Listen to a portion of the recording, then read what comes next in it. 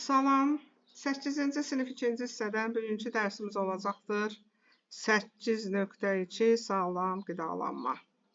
Bildiyiniz kimi qısa müddətli mədə pozuntuları ilə yanaşı, həm də insanda həzm sisteminin başqa uzun sürən xroniki xəstəlikləri də mövcuddur. Misal, qastrit ola bilər, xoralar ola bilər və s. Həzm sisteminin hansı xəstəlikləri barədə məlumatınız var? Qeyd elədik, qastrit var. Xora ola bilər, karies ola bilər. Karies bilirsiniz ki, dişdə olan xarab olmalardır. Dizenteriya, vəba, botulizm, sirroz, apendisit və s. hepatit və s. kimi xəstəliklər həzm sisteminin xəstəliklərinə aid olunur. Onların yaranma səbəbləri nədir? Bildiyiniz kimi düzgün qidalanmamaq, qarışıqlardan, əlavə qarışıqlardan çox istifadə etmək və yaxud da ola bilər ki, orqanizmin özünün immun sisteminin zəif olması da həzm sisteminin xəstəliklərinin tez baş verməsinin səbəb ola bilər və yaxud bakteriyalar ola bilər, viruslar ola bilər ki, həzm sistemində müxtəlif xəstəliklər yarada bilsinlər. Deməli, sağlamlığın ən əsas şərtlərindən biri düzgün qidalanmadır. Bildiyiniz kimi, maddələr mübadiləsinin pozulması ilə əlaqədar bir çox xəstəliklər meydana gəlir. İnsanın yaşından, cinsindən, fiziki aktivliyindən, həyat tərzindən, doğulduğu torpağın məhsullarından, yeməklərdən və mədəniyyətindən asılı olaraq sağlam qidalanmanın əsas prinsipləri onlarda formalaşmış olur. Bax, burada gördüyünüz kimi sağlam qidalar haqqında təsvirdə də məlumat verilibdir. Düzgün balanslaşdırılmış qida rasionunun təmin edilməsi, bədənin ehtiyacı olan bütün qida maddələrinin ona verilməsi sağlam qidalanmanın əsasını təşkil edir. Yəni, yediyimiz qidaların tərkibində orqanizm üçün lazım olan zilallar, karbohidratlar, yağlar, vitaminlər, mineral maddələr kifayət qədər olmalıdır. Sağlam qidalanma nəticəsində insanda enerji səviyyəsi artır, immun sistem güclənir, ümumi sağlamlıq vəziyyəti yaxşılaşmış olur. Bildiyiniz kimi, müasir dövrdə qida maddələrini uzun müddət saxlamaq və artan qidaya olan tələbatı ödəmək üçün qidalara bir sıra əlavələr əlavə edirlər ki, bu texnologiyalardan istifadə olunur. Bunlardan biri də istehsal zamanı ərzaq məhsullarında daxil olunan bir sıra qida əlavələrinin qatılmasıdır. Qida əlavələri istehsal, qablaşdırma, daşınma, saxlanma zamanı qida məhsullarına texnoloji məqsədlər üçün əlavə olunan konservatlar adlanan maddələr mövcuddur ki, bu maddələr eyni zamanda məhsullara istənilən xüsusiyyətləri, məsələn, müəyyən qoxunu, dadı verən boyaları demək olar və yaxud da vermək üçün də istifadə olunan qarışıqlar da mövcuddur ki, qida əlavələri adətən Y hərfi ilə işarə olunur. Bax, bu təsvirdə gördüyünüz kimi, Y hərfinin böyründə isə 3 və yaxud 4 rəqəmli nömrə yazılır ki, kodun birinci rəqəmi əlavənin ümumi məqsədini göstərmiş olur. Fəaliyyətə baxaq, fəaliyyətdə 10 dənə qida haqqında, adı haqqında məlumat verilib. Bura aiddir mayonez, ketçup, ərinmiş pendir,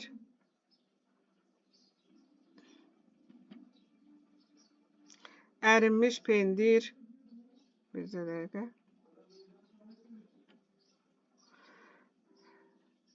yoğurt, cipsi, duzlu kreker, müxtəlif ədviyyatlar, saqqızlar, şokolad, qazlı içilər, bura bildiyiniz kimi Fanta, Coca-Cola və s. aiddir. Bu qida məhsulları verilibdir. Qeyd müxtəlif istehsalların məhsulları araşdırıla bilər. Yəni, bundan əlavə özünüz də hansısa bir məhsulu götürüb araşdıra bilərsiniz. İşin gedişinə baxaq. Təqdim olunan etiketləri nəzərdən keçirin. Tərkibi, deməli, hissəsinə diqqət yetirin. Y kodu haqqında əlavələri tapın. Nəticələri cədvələ daxil edin. Bax, burada 10 dənə qida haqqında qeyd elədiyi adları. Birinci qidamız mayonezdir. Mayonezdə hansı deməli əlavələr qatıla bilər? Mən bura saxlama müddətini artırmaq, mikroorqanizmlərin təsiri altında məhsulların xarab korlanmasının qarşısını almaq, yəni Y2 konservatının qatıldığı haqqında deyə bilərəm və yaxud Y1 kodu boya kodudur. Təbii rəngin bərpası, rəngsiz məhsulların rənglənməsi üçün istifadə olunur.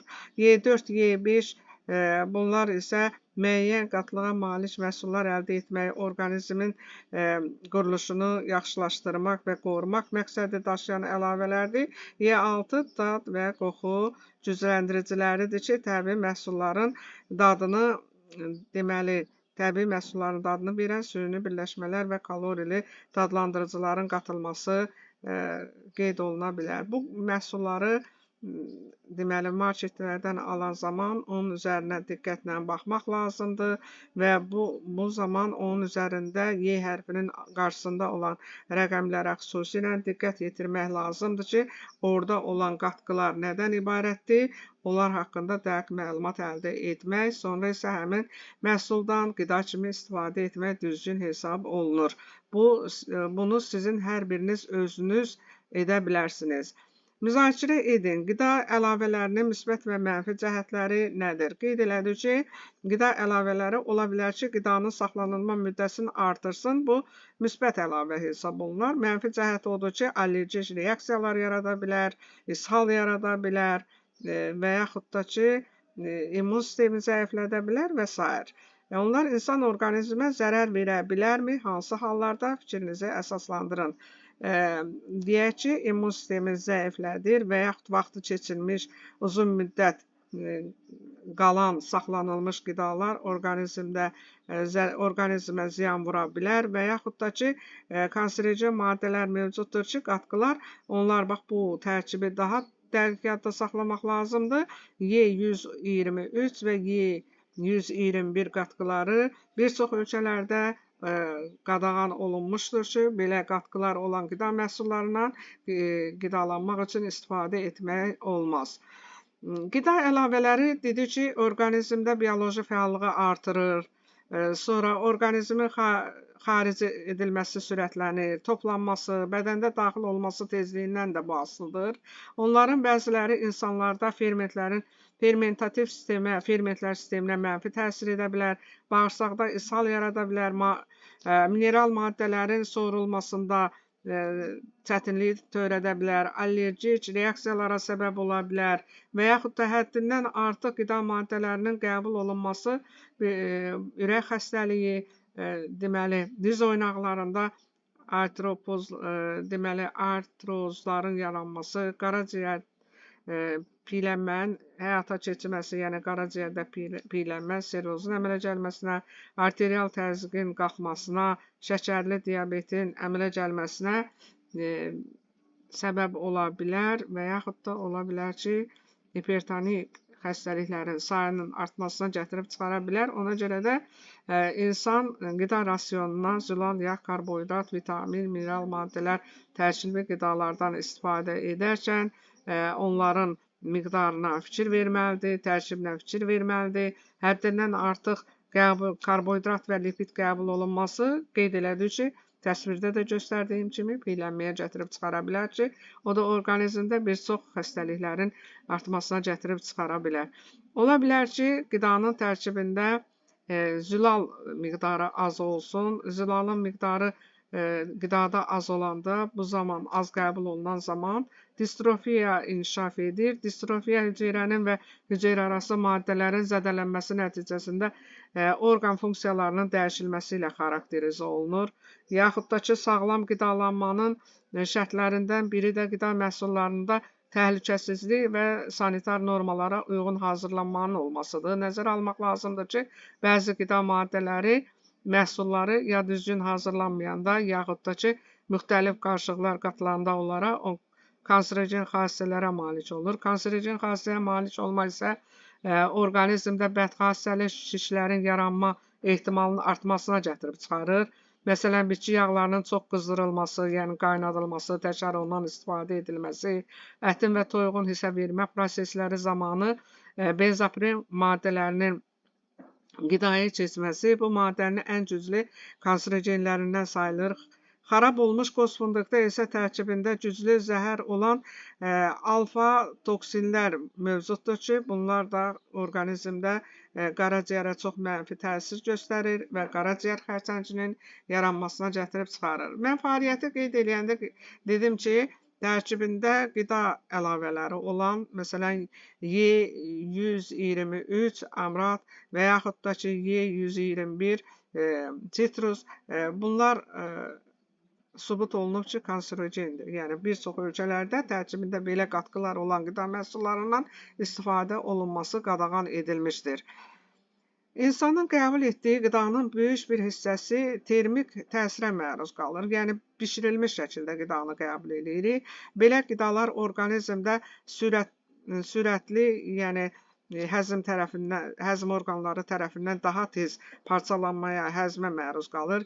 Yüksək temperaturda deməli, qidanın hazırlanmasının üstün cəhətlərindən biri də onların tərkibində olan patogen bakteriyaların və yaxud qurd yumurtalarının da məhv olmasına gətirib çıxarır. Bu səbəbdən qidanın bişirilməsi deməli xeyirli hesab olunur.